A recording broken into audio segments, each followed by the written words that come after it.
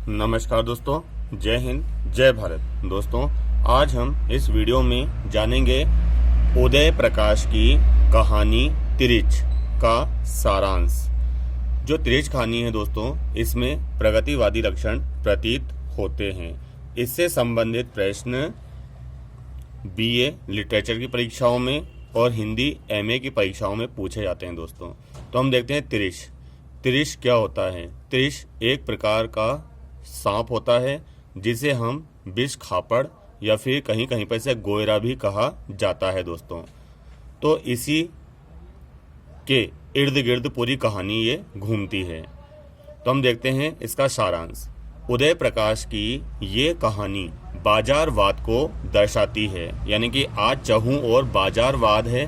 बाजारवाद में आम आदमी खोकर ही रह गया है कि कैसे ये बाजारवाद तिरिच बनकर गांव के व शहर के भोले भाले लोगों को अपनी चपेट में ले लेता है।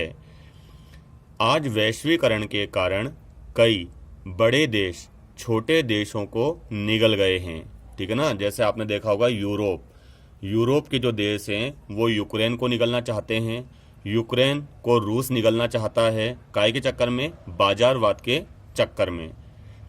तो जो बड़े देश होते हैं वो छोटे देशों को किस प्रकार निगल रहे हैं या फिर निगल गए हैं। बड़े देशों ने वैश्वीकरण का सपना दिखाकर, क्या वैश्वीकरण से मित्रता होगी, ऐसा होगा वैसा होगा, तो बड़े देशों ने वैश्वीकरण का सपना दिखाकर कई सारे विभागों को जन्म दिया था, जैसे बैंक, कोर्ट, रेलवे, अस्पताल, विद्यालय आदि, जिनमें देखा जाता है कि आम आदमी उनमें पिसकर रह जाता है। क्या रह जाता है? पिसकर रह जाता है, यानी कि दफ्तरों के चक्कर काटना। आपने सनी देओल की फिल्म भी देखी होगी, कोर्ट की दामिनी पिक्चर है, उसमें बोलता है तारीख पर तारीख रह जाती है तो सिर्फ तारीख, ठीक है ना। आम आदमी मर जाते हैं, तारीख चलती रहती है। ये दफ्तर बनाए गए के लिए गए थे, जनता की भलाई के लिए, आम आदमी की भलाई के लिए, परंतु इनमें हो क्या रहा है? तिरिच रूपी सांप बैठे हुए हैं जो आम आदमी को काट खाते हैं। ये विभाग जो कि आम आदमी के लिए बनाए गए थे वे भी निजीकरण की कगार पर खड़े हुए हैं। ये जो बैंक है, कोर्ट है, अस्पताल है, शिक्षा है, अस्पताल, रेलवे, ये जितने भी विभाग हैं ये सरकारी विभाग थे। ये काय के लिए बनाए गए थे? इनको खोलने से आम आदमी का भला होगा। लेकिन इनमें भी क्या बैठे हैं? त्रिच रूपी सर्प बैठे हुए हैं जो घूस लेते हैं, रिश्वत लेते हैं, ठीक है ना। तो सोचो जब इनका निजीकरण हो जाएगा तब और कितने भयानक सर्प इनमें कार्य करेंगे। अब आते हैं हम कहानी के मोड़ पर। लेखक के पिताजी सुदूर गांव में रहते हैं। वे गांव से शहर की ओर गमन करते हैं। गांव में लेखक के पिताजी का बहुत मान था, सम्मान था, क्योंकि वे गांव में प्रधान थे, यानी सरपंच थे। वह भूतपूर्व अध्यापक भी थे, यानी गांव में उनका मान था, सम्मान था, वो अध्यापक भी थे। शहर आकर, जब वो शहर आते हैं तो आकर तो वो गुमनाम हो जाते हैं।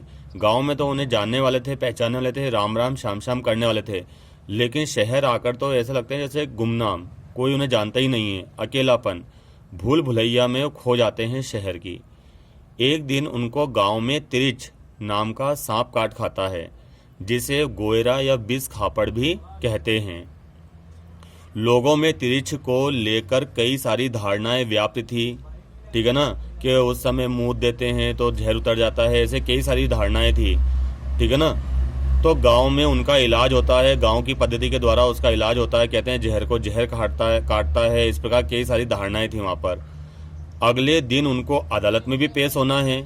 पेश होने के लिए वे ट्रैक्टर से शहर जाते हैं। उन्हें जाना जरूरी है क्योंकि शहर में ये विभाग जो हैं ये लोगों की भलाई के लिए बनाए गए हैं, तो उनको पेश होना है। ट्रैक्टर में उनके मित्र राम अवतार मिलते हैं। कौन मिलते हैं उनको? राम अवतार मिलते हैं और उन्हें जहर उतारने के लिए क्या पिला देते हैं? धतूरे का रस पिला देते हैं। काय का रस पिला देते हैं उनको? धतूरे का रस पिला देते हैं। धतूरे का रस पीते ही उन्हें चक्कर आने लगते हैं। चक्कर खाते खाते किसी तरह वे शहर पहुंचते हैं।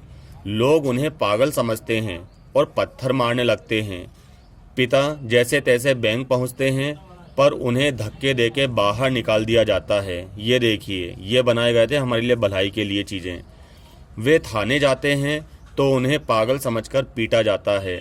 बाहर आकर पिताजी को बच्चों द्वारा पीटा जाता है और अंत में पिताजी अधिक खून बह जाने और मानसिक तनाव के कारण मर जाते हैं। इसी प्रकार दोस्तों, आम आदमी भी इन दफ्तरों के चक्कर लगा लगा कर मर जाता है, हासिल कुछ भी नहीं होता। कहने का अर्थ है कि तिरिच, जो कि कोर्ट, बैंक, थाने हैं, यानी जो तिरिच है दोस्तों, जो गोयरे हैं, जो बिस्खापड़े कौन है, कोर्ट, बैंक, थाने हैं, ये रोज ना जाने कितने भारतीयों को काट रहे हैं, उनका शोषण कर रहे हैं। इन सरकारी व प्राइवेट संस्थाओं के अपने कुछ नियम हैं, जैसे कि तिरिच के होते हैं, जैसा कि कहानी में बताया गया है दोस्तों। जैसे कोई कंपनी है आपसे बीमा करवाने के लिए आती है तो बहुत लल्लो चप्पो करेंगे कि तुम्हें ये चीज़ मिलेगी, तुम्हें वो चीज़ मिलेगी, ऐसा होगा वैसा होगा, इतना ब्याज, ये आया। मान लो हमारी मृत्यु हो जाती है, फिर पत्नी और बच्चे जब चक्कर लगाने जाते हैं कि भैया बीमे की रकम, ये कागज़ लाओ, वो कागज़ लाओ, काहे से मरे, कितनी टांग कटी, कैसा हुआ, ठिकाना हुआ, फलाना हुआ, कई सारे नियम। तो इसी प्रकार इन कंपनियों के भी, इन संस्थाओं के भी कुछ नियम हैं, जैसे तिरिच के होते हैं। जब लोग इनमें फंसते हैं तो उन्हें ये नियम बिल्कुल भी नहीं बताए जाते, परंतु जब लोग इन संस्थाओं में फंस जाते हैं तब एक एक करके ये नियम सामने आते हैं तो व्यक्ति हक्का बक्का हो जाता है और लोग अपने को ठगा सा पाते हैं।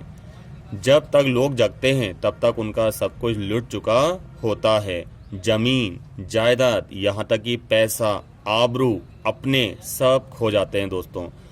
आज देखिए आप, आज हाट बाजार की जगह मॉल ने ले ली है, छोटे उद्योगों की जगह कैफ़े, होटलों ने ले ली है। ये तिरिच नहीं है तो क्या है, जिनके चपेट में भोले भाले मासूम लोग आते जा रहे हैं, जो हमें दिन प्रतिदिन खाते जा रहे हैं। उम्मीद है दोस्तों आप आज का वीडियो आपको पसंद आया होगा, समझ भी आया होगा। ये बिल्कुल सरल भाषा में मैंने आपको समझाया है इस कहानी का सारांश। ऐसा ही आप लिख कर आना या फिर अपनी प्रायोगिक परीक्षाओं में बनाना। धन्यवाद दोस्तों।